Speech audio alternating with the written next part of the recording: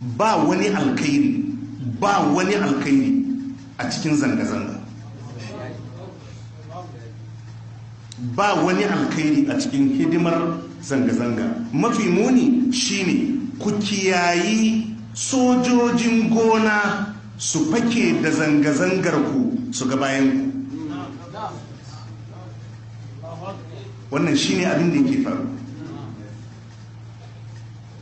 Ku guji sojojin gona su fake da zanga-zangar ku su farwa iyayenku da sarakunanku da malamanku, domin su wawaye abinda suke kallon abin kawai wani abu ne na taratsi.